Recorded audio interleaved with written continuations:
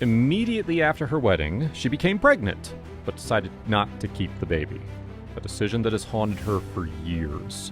But on the eve of her 50th birthday, Tracy realized something that will change the course of her life forever.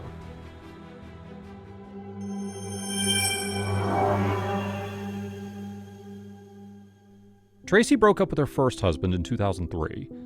From this marriage, she has 2 adult sons who are 31 and 22 years old, and a 32-year-old daughter. All of them have already started families and given their grandmother 8 grandchildren who are 1 to 11 years old.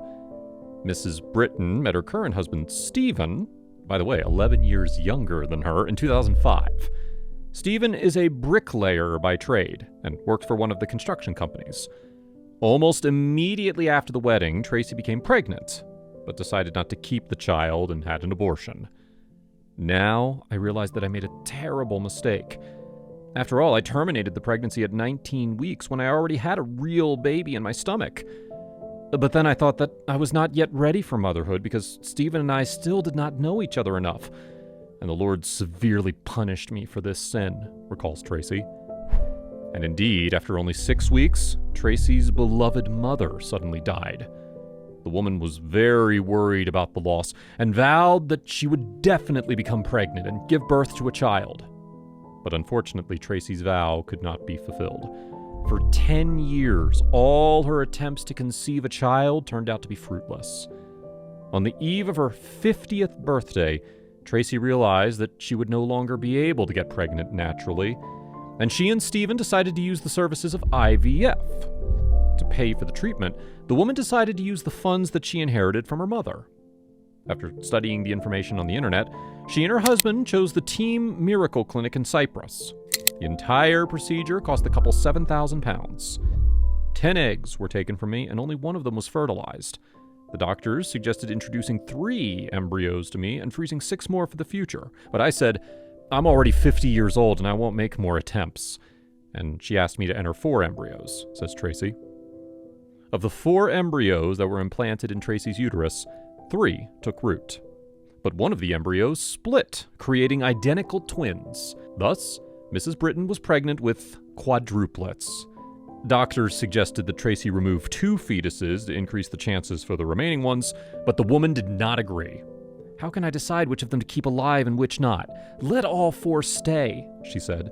Tracy was due to give birth in early January of 2019. But at 31 weeks, one of the babies had problems with its blood supply. Therefore, the doctors of the London University Hospital, fearing for the life of the babies, decided to perform a cesarean section. For this, a team of 35 doctors and nurses were assembled. And on October 26, 2018, tiny babies were born. Twins Francesca and Federica, their sister Grace, and brother George. The largest of the 4 was a boy. He weighed as much as 3 pounds 10 ounces, or 1.64 kilograms. The smallest was Federica, at only 1 pound 15 ounces, or 880 grams. A few days after the birth, Mrs. Britten was discharged, and the babies were transferred to another hospital. As soon as I woke up from anesthesia, I immediately asked to be shown my children. I so wanted to hug and kiss them, but the doctors only allowed me to look. They were lying in boxes so tiny, surrounded by various tubes and devices, says Tracy. In the first weeks of life, the babies had to go through many trials, and there were moments when one of them was literally on the verge of death. But everything ended happily.